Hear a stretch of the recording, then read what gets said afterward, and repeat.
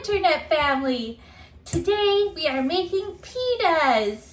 We're switching it up because the last few days we made a lot of sugary stuff and now we're gonna make some delicious bread. So a pita is a flatbread and it bakes. When it bakes, it creates steam inside, which creates this pocket.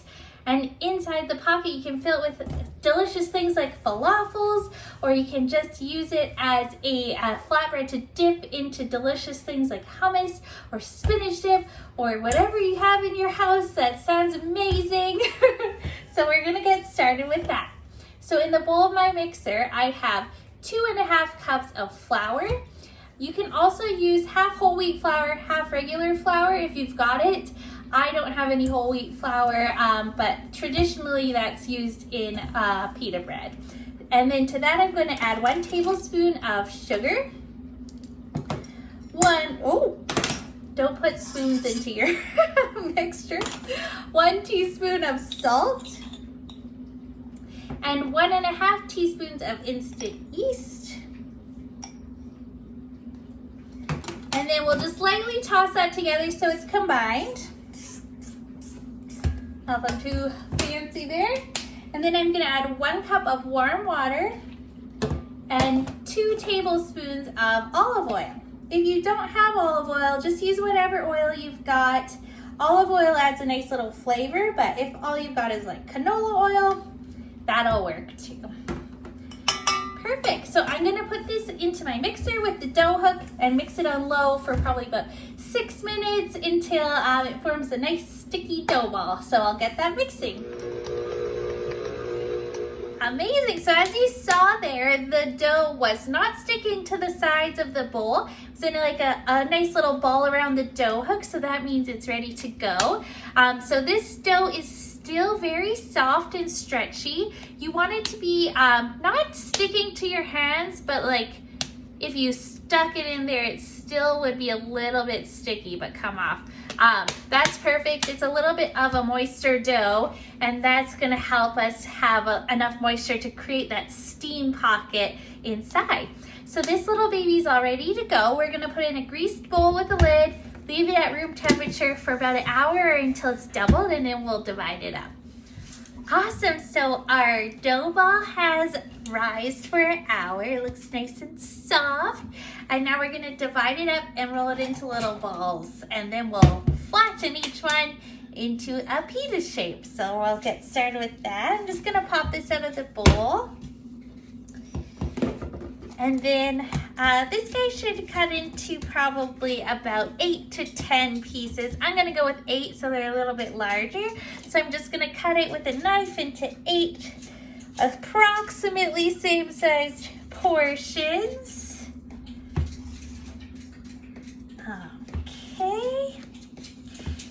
And then we're gonna take each little dough ball and cup it in our hand and then roll it on the counter so it goes into a ball. Ooh, there we go. Just like that.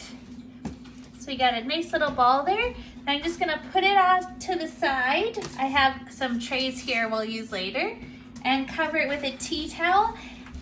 And then I'm gonna do that with all of them until they're all nice little balls. So I'm gonna keep going with that one. So all of my little dough balls have been rolled up. I'm just gonna cover them, let them sit at room temperature 15, 20 minutes, or half an hour if you got other things to do. We're just letting them rest a little, and then we're gonna roll them flat. Our dough balls have rested, and now we're gonna roll them out. So you just grab 1 dough ball on a very lightly floured surface, and then you can press it out so it's in a circle shape. And then you want to roll it very thinly. So I'm using a rolling pin. I'm just gonna roll it and then turn, roll, and turn just to try to keep that round shape. And this is gonna take a little bit because we want to get it pretty thin. The thinner it gets, the quicker it's gonna cook, and the faster you're gonna get it to do that air bubble pocket inside. All right, so I'm just gonna keep rolling with this, and then once I get it to the spot, I'll show you what it looks like. So I've got my pita all rolled out. You want it to be pretty thin, less than 1/4 of an inch, like 1/8 of an inch, ideally, and as evenly and as round as possible, which is sometimes difficult. And then I'm just gonna place that onto a parchment-lined baking tray with a tea towel on top, just to make sure they don't dry out before we bake them. So I'm gonna roll all of them, line them on the baking trays, and then I'm gonna get a cast iron pan heated up so we can bake it on top of the stove.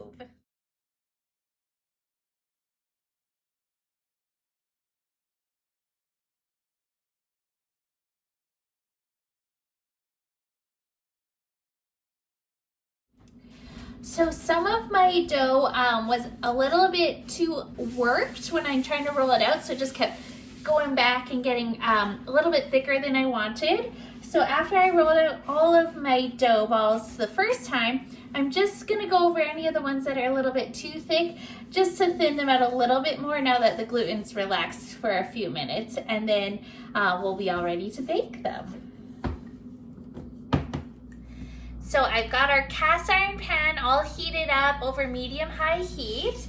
Then I'm gonna grab one of our pitas, cover the rest back up, and then I'm gonna put it face down into the pan here, just being careful because it's really hot. And then as soon as it starts to bubble, we're gonna flip it over. You can also bake these in a 450-degree oven. They'll probably only take like 4 or 5 minutes. So you can see here it's starting to get these bubbles. So now we're gonna flip it. And then the bubbles are gonna continue growing. Sometimes it's not the whole pita, sometimes it's only part of it, but it's still delicious. We're learning. It's practice makes perfect with baking. Awesome, so this is looking good. And there will be some more toasty or burnt bits. That's okay. It just adds to the flavor of your pita. Oh, it's growing. Okay, I think it's slightly burning. Perfect. And just a little bit more on the other side. And then your pita's all done, and you just repeat with the rest of them. Ooh.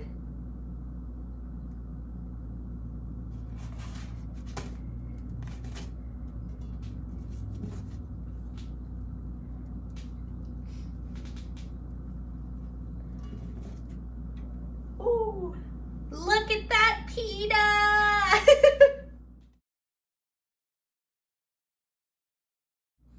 So here's my last pita. Took a little while to get the hang of things. A medium heat turned out to be the best, but look how puffed up it is. So this guy's all finished, and I finished up all my pitas.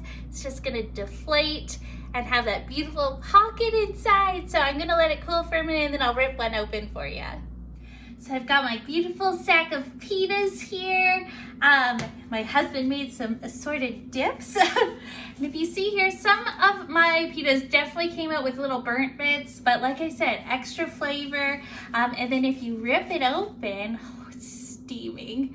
Look at this beautiful pocket you have inside. So you can fill it with delicious toppings and meats, whatever you want, or you can just use it to dip into your delicious dips. Well, thanks so much for watching today. This is a fun one for me. I haven't made pitas in a really long time, and definitely a learning curve as you bake them off, but like I said, no matter what, it's gonna be more delicious than the one you got at the store. Well, have an awesome day, you guys. I'll see you tomorrow.